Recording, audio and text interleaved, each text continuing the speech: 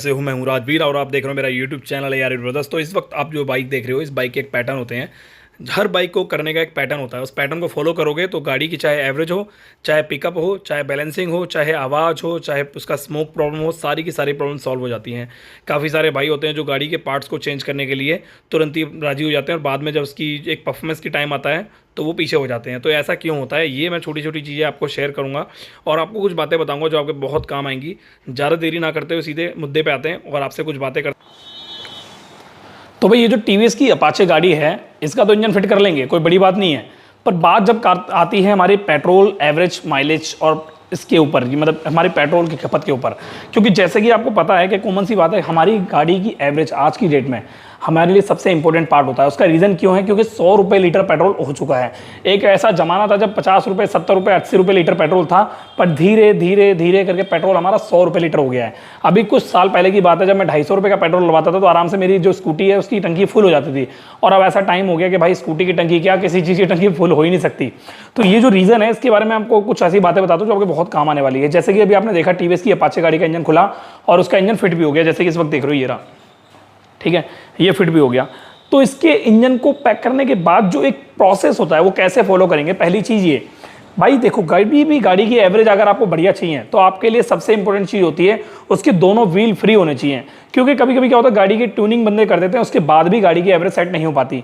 जिस गाड़ी के अंदर डिस्क ब्रेक होती है उस गाड़ी में कभी कभी ऐसी भी समस्या आ जाती है कि गाड़ी के व्हील जाम होने पर भी आपकी गाड़ी में एवरेज की प्रॉब्लम आती है।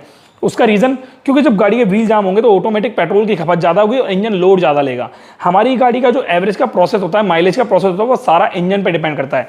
इंजन जो होता है उसकी अगर कैपेसिटी अच्छी है, वो कैपेबल है उस चीज़ के लिए जो हम सेटिंग कर रहे हैं कार्बोरेटर की, तो कार्बोरेटर ऑटोमेटिक वो जो फ्लो होता है पेट्रोल और एयर का, वो जो इंजन को देता है, वो इंजन पावर अच्छे से निकालता है।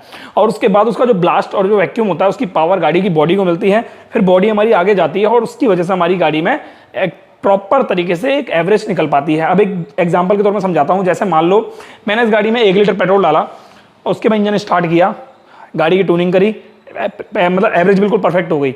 मैं गाड़ी को रोड पे ले जा रहा हूं। अब बाई चांस मेरी गाड़ी की टायर की हवा कम हो गई, तो यहां पर जब मेरी गाड़ी की टायर की हवा कम होगी तो उसमें क्या होगा, हवा कम होते ही इंजन पे लोड पड़ने लग जाएगा। जो पेट्रोल और एयर का फ्लो मैंने उस इंजन को दिया हुआ है वो नॉर्मल टायर पे दिया हुआ है, हवा कम वाले टायर पे नहीं दिया हुआ है। पर जब हवा गाड़ी की टायर की कम होगी तो ऑटोमेटिक उसका पेट्रोल एयर का फ्लो, ऑटोमेटिक पेट्रोल ज़्यादा जाएगा, एयर कम हो जाएगी। उसका रीज़न, कभी भी पेट्रोल कम ज़्यादा नहीं होता है, ये मैं हज़ारों बार आपको वीडियो में बता चुका हूँ। पेट्रोल आपकी गाड़ी के बॉडी और गाड़ी के इंजन की स्थिति पर डिपेंड करता है। बाई चांस गाड़ी की आपका साइलेंसर ब्लॉक हो जाता है और आपकी गाड़ी की ट्यूनिंग आप कराते फिर रहे हो 10 जगह जाने पर, किसी भी अच्छे से अच्छे मैकेनिक पर करा रहे हो, अगर गाड़ी का साइलेंसर चौक होगा, ब्लॉक होगा, तो गाड़ी की ट्यूनिंग चाहे कितनी भी अच्छा मैकेनिक कर ले, गाड़ी की ट्यूनिंग प्रॉपर सक्सेसफुल नहीं हो पाएगी, एवरेज सेट नहीं हो पाएगी। उसका रीज़न सिर्फ यही होता है, जब गाड़ी का इंजन स्टार्ट होता है तो इंजन स्टार्ट होने पर कंबक्शन सिस्टम के अंदर एक ब्लास्ट होता है। उस ब्लास्ट का जो एक्स्ट्रा एक एक्स्ट्रा जो मिक्सचर होता है, एक्स्ट्रा जो इसका जो एक रेशो होता है, एयर का रेशो बाहर आता है एग्जॉस्ट वाले बाल से और वो इधर से होते हुए इधर से निकलता है।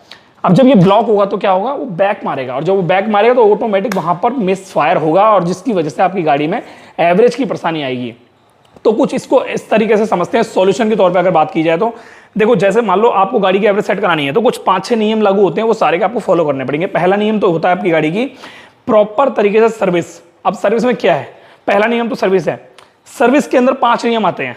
पहला नियम सर्विस के अंदर 5 नियम का पहला नियम, आगे और पीछे के व्हील एकदम फ्री होने चाहिए, गाड़ी के दोनों टायरों में हवा एकदम प्रॉपर ओके होनी चाहिए, ठीक है। दूसरा नियम, आपकी गाड़ी के टैपिट की जो सेटिंग है वो प्रॉपर ओके होनी चाहिए। अगर टैपिट लूज होंगे तो गाड़ी के एवरेज पे कोई फर्क नहीं पड़ेगा, आवाज इंजन की बढ़ जाएगी। बट अगर टैपिट टाइट हुए तो वाल क्लीनेंस टाइट होने से आपकी गाड़ी का वाल, ये वाल है, ये हेड है, ठीक है, इसके और इसके बीच में गैप आ जाएगा ऐसे करके, अगर वाल टाइट होते हैं तो, और इस गैप के बीच में से आपका जो एयर फ्यूल मिक्सचर रेशो है वो रिलीज होगा, एवरेज सेट नहीं हो पाएगी, ठीक है। उसके अलावा अब बात करते हैं नियम 3 नियम जो होते हैं। तीसरा नियम जो होता है वो आपकी गाड़ी का कार्बोरेटर होता है। अब कभी कभी क्या होता है, गाड़ी हमारी 80,000 चल जाती है, 70,000 चल जाती है, 60,000 चल जाती है और हम क्या करते हैं, कार्बोरेटर को साफ करा लेते हैं अपनी मर्जी से। तो ये चीज आपको थोड़ा सा ध्यान देनी है। बाई चांस मान के चलो आपके पास एक स्टार सिटी गाड़ी है और उसकी स्लाइड घिस गई है बिल्कुल, तो स्लाइड घिसने पर आपकी गाड़ी में आपने इंजन का काम करा लिया, सब कुछ करा लिया, बट स्लाइड घिसने पर वो स्लाइड की प्रॉब्लम आपने सॉल्व नहीं कराई, तो भी आपकी गाड़ी की एवरेज बिल्कुल भी सेट नहीं होने वाली। तो ये नियम जो है तीसरा आपको फॉलो करना है। आपने अपनी गाड़ी को ओके करना ही करना है, पर इंटरनली जो सोर्सेज होती हैं हमारी कार्बोरेटर की, वो स्लाइड एकदम बढ़िया होनी चाहिए। एक बात मैं आपको क्लियर तरीके से कॉल मतलब पूरा कर देता हूँ। देखो, हमारी गाड़ी जब रोड पर चलती है ना, तो टायर भी घिसता है, साइलेंसर भी मतलब एक तरह से पुराना होता है, सीट भी घिसती है, ठीक है, बॉडी पार्ट में भी बदलाव आता है। एक सूरज सनसेट सनलाइट जब इस पर पड़ती है, तो ऐसे ही हमारी गाड़ी के इंटरनल पार्ट पे भी इफेक्ट पड़ता है।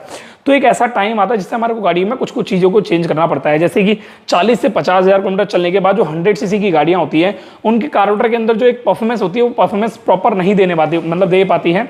क्यों? क्योंकि उसके इंजन के अंदर जो है एकदम डाउन हो जाता है उसका इंजन, थोड़ा सा परफॉर्मेंस जो इसके इंजन में कंप्रेसर बनता है, वो कंप्रेसर रिलीज होने लगता है, जगह जगह से रिलीज होने लगता है, साइलेंसर में कचरा आने लगता है। तो उससे क्या होता है, आपको अपनी गाड़ी के साइलेंसर को क्लीन कराना पड़ता है। अगर साइलेंसर क्लीनिंग की डिमांड है तो ठीक है, वो एक अच्छा मैकेनिक आपको बता पाएगा। दूसरी चीज, आपको अपना कार्बोरेटर चेक करवाना है। आपका काम है कार्बोरेटर को क्लीन कराना।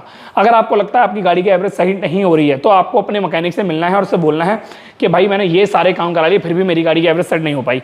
क्या आप इस चीज़ की श्योरिटी लोगे, जिम्मेदारी लोगे? अगर लोगे तो मैं इस गाड़ी की जो एक प्रॉपर तरीके से पिकअप और एवरेज है आपसे करवाना चाहूँगा।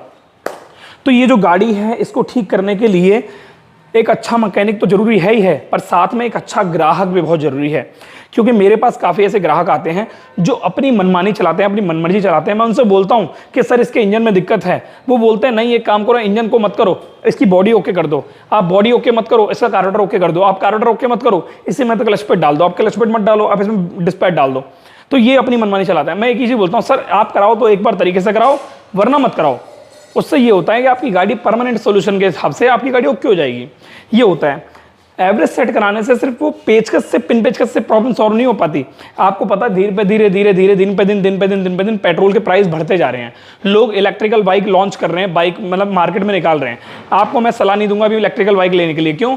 क्योंकि अगर बाई चांस ये पेट्रोल हमारी गाड़ी में रात बिरात में खत्म हो गया, हमारे दिमाग में एक पॉजिटिव मैसेज होगा, चल यार 2 किलोमीटर दूर धक्का मारूंगा, मेरे को पेट्रोल पंप मिल जाएगा, वहां मैं पेट्रोल डलवा लूंगा। बट अगर इलेक्ट्रिक बाइक में इलेक्ट्रिक प्रॉब्लम आई, तो आपको ना RSA मिलेगा, ना ही कहीं रास्ते में पेट्रोल पंप पे आपको कोई एक पेट्रोल पंप पे कोई इलेक्ट्रिक डिवाइस के लिए चार्ज करने का कोई प्रॉब्लम सॉल्व का आपको सोल्यूशन मिलेगा। तो इसीलिए मैं आपको कोई सलाह नहीं दूंगा। हाँ, आने वाले 5 सालों में, 4 सालों में, 3 सालों में अगर बदलाव होता है तो आपको मैं मिल जाएगा। लोग होते हैं बहुत सारे ऐसे यूट्यूबर हैं जो इलेक्ट्रिक व्हीकल की वीडियो बनाने में लगे पड़े हैं। ले लो 3 रुपए में 1 किलोमीटर, 3 रुपए में 4 किलोमीटर, 5 किलोमीटर। अरे भाई माफ कर दो भाई, इन सब चीजों को लेकर थोड़े से वो भी तो बताओ, साइड इफेक्ट भी तो बताओ, इसके साइड इफेक्ट क्या है। तो भाई सबसे बढ़िया और सबसे सदाबहार जो बाइक है ना, पेट्रोल वाली बाइक है। उसका रीजन एक नहीं है, उसके रीजन हजार है, हजार। पर अगर इलेक्ट्रिक बाइक की बात की जाए तो 1000 रीजन नहीं है। मैं मानता हूं उससे एवरेज की प्रॉब्लम सॉल्व हो जाएगी, पर उसके लिए फिर आपको एक मन में संतुष्टि भी लेनी पड़ेगी। चलिए यार मैं इसको चला रहा हूं, रात बिरात में कहीं धक्के मारने की नहीं पता है, तो मैं मैनेज कर लूंगा। तो एवरेज सेट करने के लिए जो मैंने आपको नियम बताया उसको फॉलो करोगे तो आपकी गाड़ी की एवरेज 100% सेट हो जाएगी। पहला नियम है कार्बोरेटर एकदम ओके होना चाहिए। दूसरा नियम है आपकी गाड़ी की दोनों के दोनों व्हील फ्री होने चाहिए। और तीसरा नियम है आपकी गाड़ी की इंजन की कंप्रेसर बिल्कुल ठीक होना चाहिए। इंजन का कंप्रेसर अगर डाउन है तो भी आपकी गाड़ी की एवरेज सेट नहीं हो पाएगी। चौथा, आपकी गाड़ी का साइलेंसर एकदम क्लीन होना चाहिए। और पांचवा, अगर आपके पास BS6 गाड़ी है तो BS6 के अंदर भी आपकी थ्रॉटल बॉडी क्लीन होनी चाहिए। BS6 में अगर थ्रॉटल बॉडी क्लीन नहीं होती तो आपकी गाड़ी की एवरेज सेट नहीं हो पाएगी किसी भी हालत के अंदर। ये चीज आप ध्यान रखना। अगर आपको किसी ने ये चीज बताई है ना, तो मुझे कमेंट करके बताना। और आपके साथ ये वीडियो मैं अभी इस वक्त एंड करता हूं, क्योंकि बहुत ज्यादा गर्मी लग रही है भाई साहब, बहुत गर्मी लग रही है, बहुत ज़्यादा। पंखा मैं चला नहीं सकता, साउंड की प्रॉब्लम आएगी। और मैं AC चला नहीं सकता क्योंकि वर्कशॉप में AC नहीं लगी हुई है। तो मिलते हैं आपसे, उम्मीद करता हूँ नेक्स्ट वीडियो में। ये जो प्रॉब्लम थी, ये सोल्यूशन के लिए मैंने आपको कुछ बातें बताई हैं, ये आपको मुझे बताना। अगर आप चाहते हो एक प्रैक्टिकली वीडियो बनाओ इसके ऊपर, तो मुझे कमेंट करके बताना। जितने ज़्यादा कमेंट होंगे उतनी ज़्यादा कोशिश करूंगा इस वीडियो को प्रैक्टिकली मोड में लेके आने के लिए। हर एक नियम को प्रैक्टिकल करके दिखाऊंगा प्रॉपर तरीके से। देखो ये तरीका है जो इस तरीके से प्रॉब्लम सॉल्व होती है। बट मुझे नहीं पता आप कमेंट करोगे नहीं करोगे, मुझे नहीं पता आप लाइक करोगे नहीं करोगे, मुझे नहीं पता आप सब्सक्राइब करोगे नहीं करोगे। बट एक उम्मीद आपसे मैं बोलना चाहूंगा के लिए, आपकी उम्मीद मेरे लिए उम्मीद है बहुत बड़े लेवल पर। सब्सक्राइब करना, नीचे लाल बटन है, आप चाहे कुछ भी करो, अंगूठा दबाओ, चप्पल मारो, जूता मारो, कुछ भी करो, सब्सक्राइब का बटन दबाओ। इससे ये होगा कि मेरे को उम्मीद मिलेगी, आपको नॉलेज मिलेगी, आपको वीडियो मिलेगी, मुझे वीडियो मिलेगी, एक कंटेंट मिलेगा आपके बताने के लिए। बहुत सारी चीज़ें सामने आएंगी। तो मिलते हैं नेक्स्ट वीडियो में। उम्मीद करता हूँ नेक्स्ट ये जो वीडियो पसंद आएगी और नेक्स्ट वीडियो भी पसंद आएगी। नेक्स्ट वीडियो देखने के लिए आप नीचे सब्सक्राइब करो, बेल आइकन दबा दो ताकि जल्दी से जल्दी बेल आइकन दबा के आपका फटाफट फोन में नोटिफिकेशन ऑन हो जाए। मिलते हैं नेक्स्ट वीडियो में। Thank you so much and bye bye, take care.